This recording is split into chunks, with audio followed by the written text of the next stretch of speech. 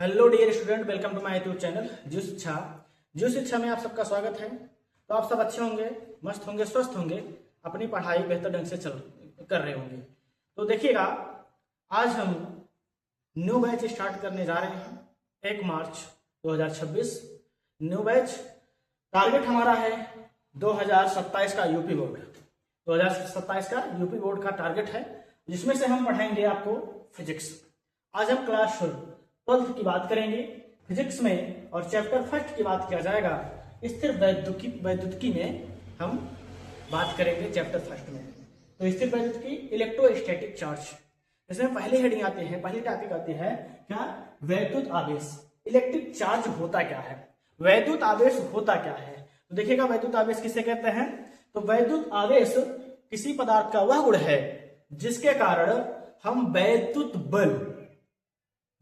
बल का अनुभव करते हैं। वैद्युत बल या चुंबकीय बल का क्या करते हैं? अनुभव करते हैं। उसे ही क्या कहा जाता है? वैद्युत आवेश कहा जाता है। ठीक है, वैद्युत बल और चुंबकीय बल का क्या करते हैं? अनुभव करते हैं। उसे क्या कहा जाता है? वैद्युत आवेश कहते हैं। ठीक है, देखिएगा, वस्तु होता है, वस्तु किससे मिलकर बना होता है? वस्तु जो है वह किससे मिलकर बना होता है? पदार्थ से मिलकर बना होता है। वस्तु पदार्थ से मिलकर बना होता है।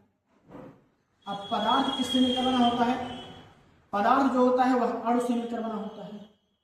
अणु किससे मिलकर बना होता है? अणु परमाणुओं से मिलकर बना होता है। किससे? परमाणुओं से मिलकर बना होता है। परमाणु किससे मिलकर बना होता है? परमाणु जो होता है वो इलेक्ट्रॉन, प्रोटॉन और न्यूट्रॉन से मिलकर बना होता है। ठीक है, इलेक्ट्रॉन, प्रोटॉन, न्यूट्रॉन से मिलकर बना होता है। जो परमाणु होता है इलेक्ट्रॉन, प्रोटॉन, न्यूट्रॉन से मिलकर बना होता है। प्रोटॉन और न्यूट्रॉन परमाणु के नाभिक में स्थित होते हैं, लेकिन जो इलेक्ट्रॉन होता है वह उसके क्या करता है? चारों तरफ चक्कर लगाता है नाभिक के। ठीक है, तो देखिएगा, यहां पर हम आवेश की बात कर रहे हैं। तो मान लीजिएगा कोई, यह एक तत्व है, ठीक है, यह एक वस्तु है, ठीक है, या ये वस्तु है और इस वस्तु का ये क्या है? नाभिक है। ये क्या है? नाभिक है। नाभिक में प्रोटॉन और न्यूट्रॉन उपस्थित रहते हैं। इसके चारों तरफ क्या है? विभिन्न कोषों में जो है इलेक्ट्रॉन चक्कर लगा रहे हैं, मूव कर रहे हैं। इसमें 2 इलेक्ट्रॉन होंगे, इसमें 8 इलेक्ट्रॉन,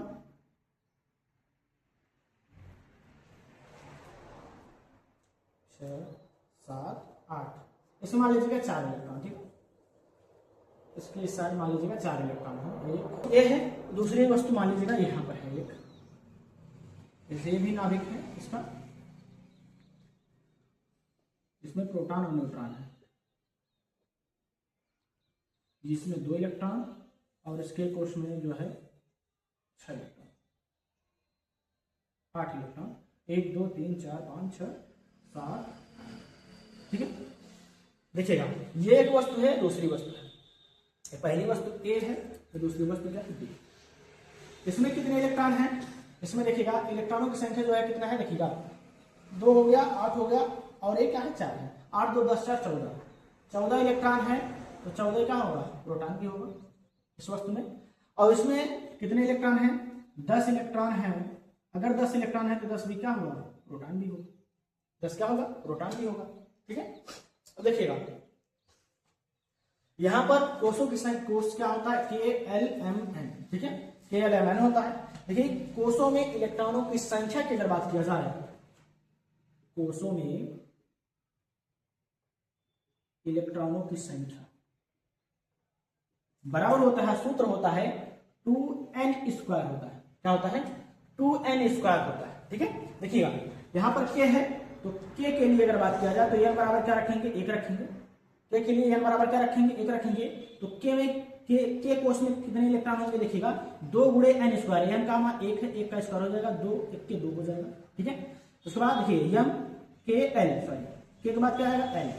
L में देखिएगा 2n², मतलब कि n बराबर कितना? 2 रखेंगे हम, तो 2 × 2 का होल स्क्वायर बराबर हो जाएगा 2 × 4, 4 दूनी 8 हो जाएगा। KLM, M में देखिएगा 2n²। m बराबर क्या रखेंगे यहाँ पर? हम यहाँ पर m बराबर क्या रखेंगे? 3 रखेंगे। m बराबर 3 किसके लिए? m के लिए। 2 × 3 का होल स्क्वायर हो जाएगा बराबर 2 × 3 का 9, 9 दूनी क्या हो जाएगा 18 हो जाएगा। देखिएगा इलेक्ट्रॉन के कोष में कितने इलेक्ट्रॉन होंगे 2 इलेक्ट्रॉन, और एल कोष में कितने इलेक्ट्रॉन होंगे 8 इलेक्ट्रॉन, एम कोष में कितने इलेक्ट्रॉन होंगे 18 इलेक्ट्रॉन, एन कोष में कितने इलेक्ट्रॉन होंगे 32 इलेक्ट्रॉन। ठीक है, यही फार्मूला याद रखिएगा।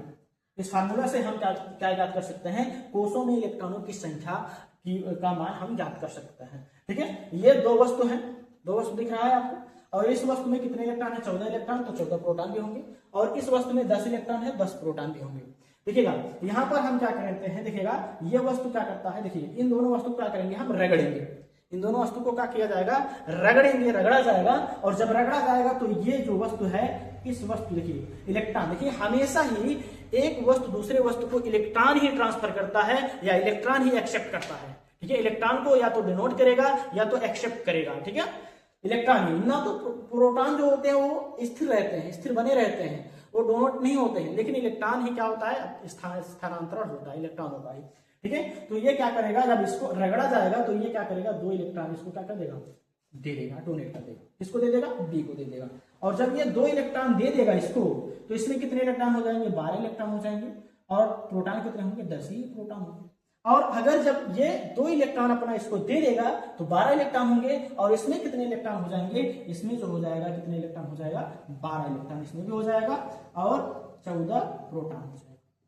देखिए अब यहां पर देखिएगा, ध्यान दीजिए, यहां पर हम ये क्यों समझा रहे हैं, क्योंकि इस वस्तु पर, अब देखिए इन दोनों वस्तु पर किस वस्तु पर पॉजिटिव आवेश आएगा और किस वस्तु पर निगेटिव आवेश आएगा ये देखना है आपको। तो देखिएगा ये अपना इलेक्ट्रॉन इसको क्या किया है दे दिया है, तो जो धनी होगा वही तो देगा इलेक्ट्रॉन, अगर इसके पास ज्यादा इलेक्ट्रॉन है तो यही देगा इलेक्ट्रॉन, जिसके पास कम इलेक्ट्रॉन रहेगा वो लेगा बेचारा, जो रेडी रहेगा तो वो लेगा। तो जो इलेक्ट्रॉन को त्याग करता है, जो वस्तु, जो परमाणु, जो तत्व इलेक्ट्रॉन को त्याग करते हैं वो क्या हो जाते हैं धनावेश हो जाते हैं, क्या हो जाते हैं धनावेश हो जाते हैं। इस पर कौन सा चार्ज आ जाएगा पॉजिटिव चार्ज आ जाएगा, और जो तत्व, जो परमाणु, जो वस्तु इलेक्ट्रॉन को ग्रहण करता है, एक्सेप्ट करता है, वह क्या हो जाता है ऋणावेश होता है, ऋणी हो जाता है। इसमें कौन सा चार्ज आ जाएगा ऋणावेश हो जाएगा।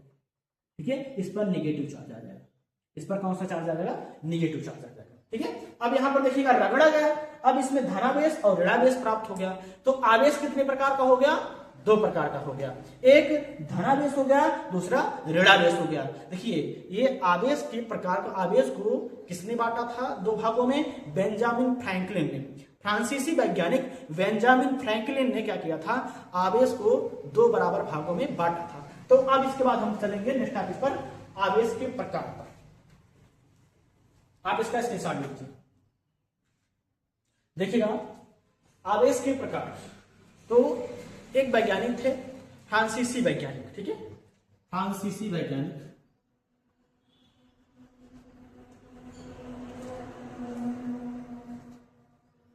फ्रांसीसी वैज्ञानिक बेंजामिन फ्रैंकलिन क्या किया था, फ्रांसीसी वैज्ञानिक बेंजामिन फ्रैंकलिन ने आवेश को 2 भागों में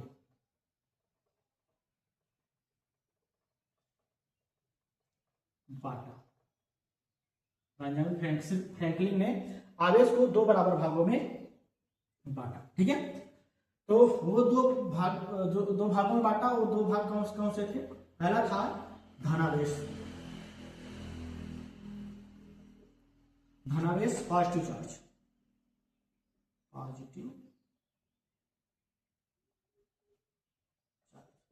ठीक है, धनावेश।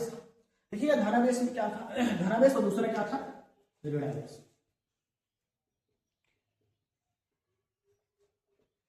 ऋणावेश निगेटिव चार्ज,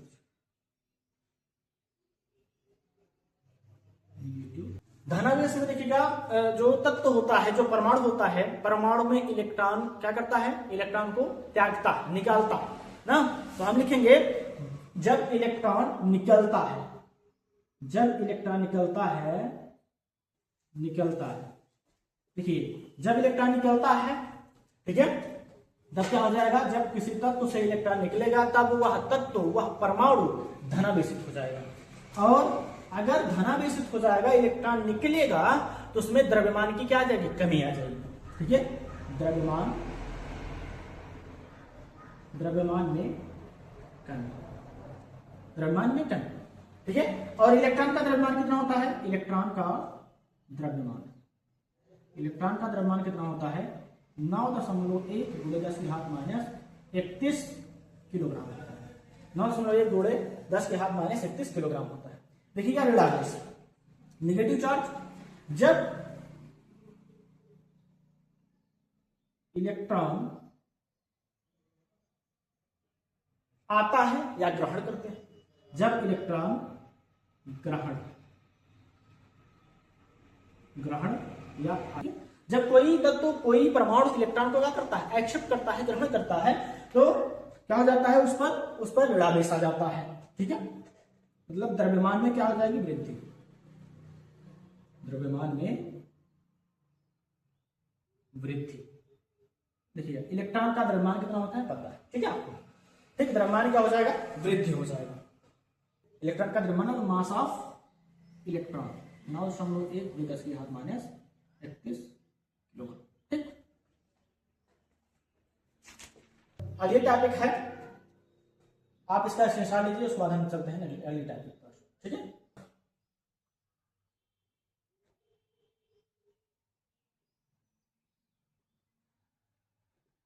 आवेश का मात्रक, unit of electric charge, unit of charge, आवेश का मात्रक। देखिएगा आवेश का जो मात्रक होता है एमकेएस पद्धति एसआई पद्धति में अलग अलग होते हैं, ठीक है। एसआई पद्धति में अगर पूछा जाए, देखिए एसआई पद्धति में जो होता है, जो आवेश का मात्रक होता है एसआई पद्धति में, वह क्या होता है? देखिए आपको पता होगा कि Q बराबर होता है IT Q। Q बराबर क्या होता है? IT Q। Q क्या है? आवेश है। I क्या है? धारा है। T क्या है? समय। तो Q बराबर हो जाएगा IT। I मतलब एम्पियर, T मतलब सेकंड। आवेश का मात्रक एम्पियर सेकंड होगा बेशक, लेकिन जो एसआई पद्धति में मात्रक होता है वह क्या होता है? कूलाम होता है। एसआई पद्धति में क्या होता है? कूलाम। क्या होगा इसका मात्रक? एसआई पद्धति में कूलाम होता है, ठीक है। और एम्पियर सेकंड, एम्पियर सेकंड जो है वह किसके पद्धति में होगा? देखिए एम्पियर सेकंड किसका? कब? एमकेएस पद्धति में, एमकेएस पद्धति, ठीक है। देखिएगा और सीरीज पद्धति में क्या होता है? ईयूएस और फैराडे, ये होता है सीजीएस पद्धति, ठीक है। ईयूएस इलेक्ट्रोड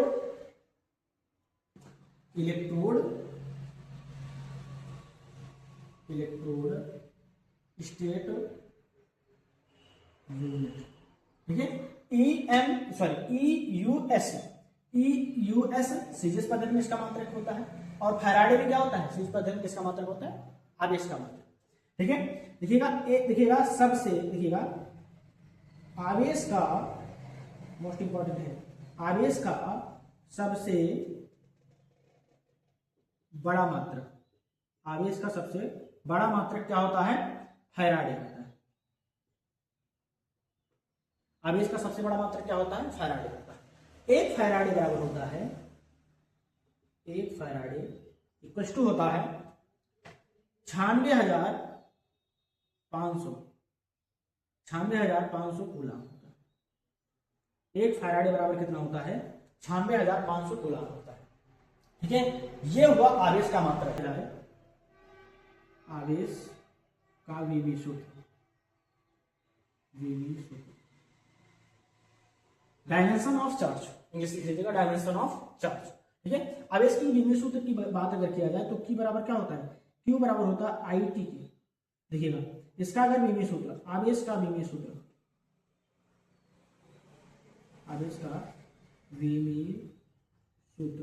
देखिए बड़े क्वेश्चन में लिखा जाता है हमेशा वीवी सूत्र। T क्या है? समय है, तो कैपिटल T होगा इसका वीवी सूत्र। I एम्पियर है, एम्पियर का वीवी सूत्र T होता है, T हो जाएगा। तो आवेश का वीवी सूत्र कितना होता है? T TA होता है। ठीक है, तो आई होप समझ गए होंगे। तो आप इसका स्क्रीनशॉट ले लीजिए। इसके बाद हम चलते हैं नेक्स्ट टॉपिक पर। आवेश की गुण, प्रॉपर्टीज ऑफ चार्ज। ठीक है, आवेश के गुण, प्रॉपर्टीज ऑफ चार्ज। इसमें पहला गुण होता है, पहला गुण क्या है, यह अदिश राशि है, यह एक अदिश राशि है, अदिश अदिश राशि। पहला गुण क्या होता है, यह एक अदिश राशि। दूसरा गुण क्या होता है,